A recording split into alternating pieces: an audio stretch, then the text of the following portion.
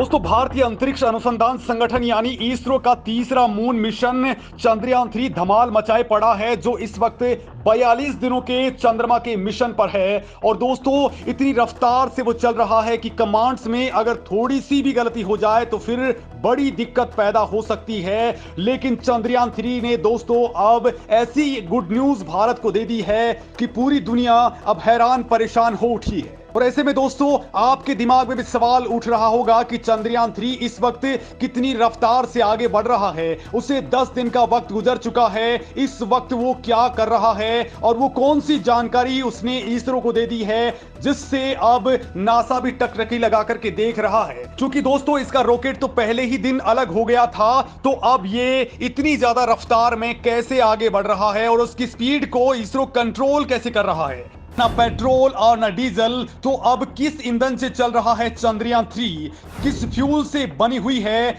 40,000 kilometre प्रति घंटे की रफ्तार। और दोस्तों, जब धरती का ऑर्बिट छोड़ेगा हमारा चंद्रयान-3 तो क्या रहेगी इसकी ओरिजिनल स्पीड। अगर किसी भी चीज को अंतरिक्ष में भेजा जाता है तो उसकी स्पीड 11.2 किलोमीटर प्रति सेकंड या फिर इससे ज्यादा होनी चाहिए, तभी वो पृथ्वी के गुरुत्वाकर्षण क्षेत्र को भेज सकती हैं और हमेशा के लिए अंतरिक्ष में पहुंच सकती हैं। और ऐसा करने के लिए दोस्तों, यान की रफ्तार को करीब 40,225 किलोमीटर प्रति घंटे की स्पीड मेंटेन करनी होती है। और इससे बड़ी बात यह है कि यान को उस ग्रह पर जाने के लिए पृथ्वी छोड़ने का सही समय भी पता होना जरूरी होता है। जैसे मंगल और पृथ्वी लगभग हर 2 साल में एक दूसरे के बेहद करीब आते हैं, और इसी दौरान जिस लॉन्च विंडो की बात होती है वो यहीं पर काम आती है, ताकि उस वक्त में ज्यादा ईंधन बच सकता है और समय की बचत भी होती है। अब दोस्तों, हम बात करते हैं हमारे चंद्रयान-3 की, जिसके लिए इसरो ने पूरा का पूरा टाइम टेबल सेट किया हुआ है। और जो जानकारी मैं दोस्तों आपको बताने वाला हूं, वो जानकारी आपके लिए भी बेहद खास है, क्योंकि चंद्रयान-3 को ले जाने वाले 3 स्तरीय रॉकेट LVM-3 रॉकेट की ऊंचाई 43 मीटर होती है। और दोस्तों, रॉकेट का वजन 642 टन का था। दोस्तों, इस रॉकेट के फर्स्ट स्टेज में सॉलिड फ्यूल, तो सेकंड स्टेज में लिक्विड फ्यूल भरा जाता है, तो वहीं तीसरे और फाइनल स्टेज में CE-20 क्रायोजेनिक इंजन इस्तेमाल किया गया है, जिसमें लिक्विड हाइड्रोजन और लिक्विड ऑक्सीजन का यूज किया जाता है। और दोस्तों, इन सब को मिलाकर के ही रॉकेट के टैंक की क्षमता 27,000 किलोग्राम से ज्यादा होती है। मतलब इतना फ्यूल इस रॉकेट के अंदर भरा जाता है। दोस्तों, भारत हेवी इलेक्ट्रिकल्स ने चंद्रयान के engine tank titanium propellant tank को बनाया है। टाइटेनियम कम वजन वाली ज्यादा मजबूत धातु होती है। ज्यादा अंतरिक्ष अभियानों के अंदर इसी धातु का इस्तेमाल किया जाता है। दोस्तों, शुरुआती स्तर पर सॉलिड फ्यूल बूस्टर रॉकेट्स को आगे बढ़ाने में मदद करते हैं। तकनीकी भाषा में दोस्तों, ये रॉकेट को थ्रस्ट पैदा करते हैं। इसके बाद लिक्विड फ्यूल कोर रॉकेट को कक्षा में पहुंचाने के लिए थ्रस्ट को मेंटेन रखने का काम करते हैं। रॉकेट में इस्तेमाल होने वाले ईंधन को प्रोपेलेंट कहा जाता है और इसका ज्यादातर अंतरिक्ष अभियानों के दौरान यूज होता है। तो इसके बाद में दोस्तों, चंद्रयान-3 के लिए CE-2 क्रायोजेनिक इंजन लगाया गया है। ये इंजन दोस्तों LVM-3 लॉन्च व्हीकल के क्रायोजेनिक अपर स्टेज को पावर देने का काम करता है। प्रभावशाली क्रायोजेनिक इंजन में हाईटेक सिस्टम लगाया गया है। ये रॉकेट को आगे बढ़ाने में मदद करता है। दोस्तों, इसे रॉकेट के अपर स्टेज में लगाया जाता है। दोस्तों, क्रायोजेनिक रॉकेट इंजन में igniter, combustion chamber, fuel cryopump, fuel injector, oxidiser cryopump, cryovalve, gas turbine, fuel tank और रॉकेट इंजन नोजल लगे होते हैं। बड़ी बात यह है दोस्तों कि ये इंजन फ्यूल के लिए लिक्विड ऑक्सीजन और लिक्विड हाइड्रोजन का यूज करता है। रॉकेट में क्रायोजेनिक इंजन का इस्तेमाल करने के पीछे मुख्य वजह यह होती है कि ये इंजन हाई परफॉर्मेंस वाले होते हैं और बहुत कम तापमान में यान को आगे बढ़ाते हैं। अब दोस्तों, चंद्रयान-3 की रफ्तार की बात करें तो लॉन्च के वक्त चंद्रयान-3 की रफ्तार 1627 किलोमीटर प्रति घंटे थी, जो दोस्तों 108 सेकंड के बाद 45 किलोमीटर की हाइट पर पहुंच गया और यहां पर नया इंजन स्टार्ट हो गया। यहां पर दोस्तों लिक्विड इंजन का फायर शुरू हुआ और रफ्तार बढ़कर के 6437 किलोमीटर प्रति घंटे हो गई। और इसके बाद में आया 62 किलोमीटर का पॉइंट, जहां पर रॉकेट के बूस्टर्स अलग हो गए। इससे रफ्तार 7000 किलोमीटर प्रति घंटे तक पहुंच गई।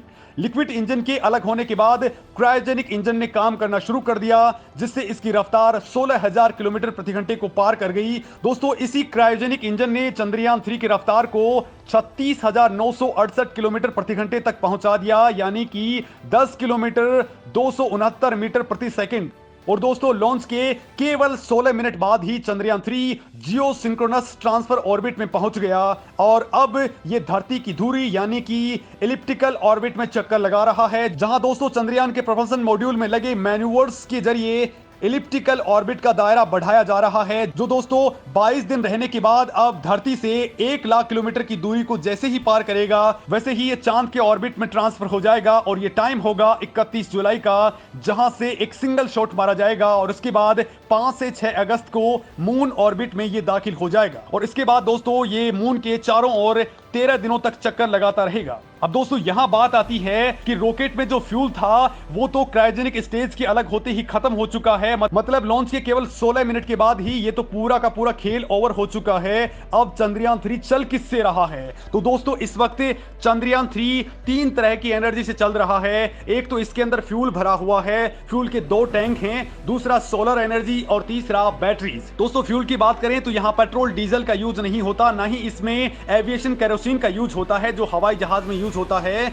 बल्कि चंद्रयान 3 में भी सैटेलाइट में यूज होने वाला प्रणोदक यानी कि प्रोपेलेंट हाइड्रोजन ही होता है, जिसको जलाने के लिए नाइट्रोजन टेट्राक्साइड का यूज किया जाता है। दोस्तों इंजन में इसे जलाकर के ही चंद्रयान 3 को नेक्स्ट ऑर्बिट में पहुंचाया जा रहा है और दोस्तों इस वक्त इसकी रफ्तार 36,968 किलोमीटर प्रति घंटे से लेकर के 40,320 किलोमीटर प्रति घंटे की रफ्तार के बीच में है। और दोस्तों अब इसे 25 जुलाई को दोपहर 2 से 3 बजे के बीच में एक बहुत बड़ा ऑर्बिट मनोवरिंग करके आगे बढ़ा दिया जाएगा और ये 1 लाख किलोमीटर के दायरे को पार कर जाएगा। दोस्तों इसरो के वैज्ञानिक चंद्रयान 3 को 1 लाख किलोमीटर के ऑर्बिट में इसलिए डालना चाहते हैं ताकि वो लूनर ट्रांसफर ट्रेजेक्ट्री यानी कि चंद्रमा की ओर जाने वाले हाईवे पर जा सके और इसी दौरान दोस्तों इसकी स्पीड, जिसे वैज्ञानिक वेलोसिटी के तौर पर जानते हैं, वो 40,320 किलोमीटर प्रति घंटे से ज्यादा होनी चाहिए, क्योंकि धरती के ऑर्बिट से बाहर जाने के लिए ये स्पीड बेहद जरूरी है। अगर ऐसा नहीं होता है तो हमारी धरती चंद्रयान 3 को वापस से अपनी ओर खींच लेगी और ये मिशन बर्बाद हो सकता है। लिहाजा इसरो वैज्ञानिक इसके इंजन को फिर से चालू करेंगे।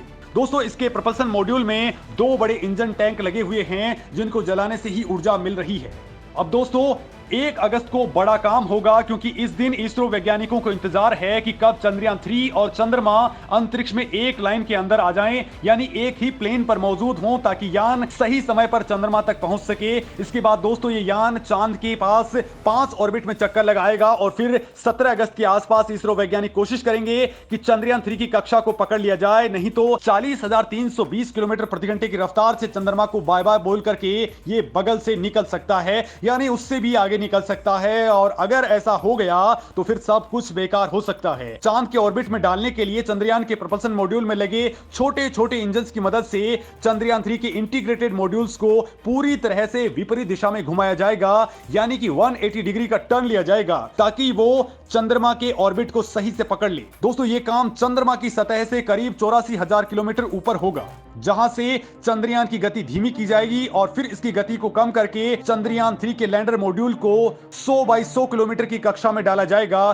फिर 23 अगस्त को प्रपल्सन मॉड्यूल गोलाकार ऑर्बिट में घूमता रहेगा और ये गोलाकार ऑर्बिट होगा 100 इंटू 30 किलोमीटर की कक्षा वाला। और इसी दौरान दोस्तों इसकी रफ्तार को कम किया जाएगा, तब इसे 8,568 किलोमीटर प्रति घंटे की रफ्तार दी जाएगी। चांद की कक्षा को पकड़कर रखने के लिए किसी भी स्पेसक्राफ्ट को 1 किलोमीटर प्रति सेकंड यानी कि कम से कम 3600 किलोमीटर प्रति घंटे की गति मेंटेन करनी होगी। फिर दोस्तों इसे कम करके लैंडर को दक्षिण ध्रुव के पास में उतारा जाएगा। तो इस मामले में आपका क्या कहना है, कमेंट करके जरूर बताएं।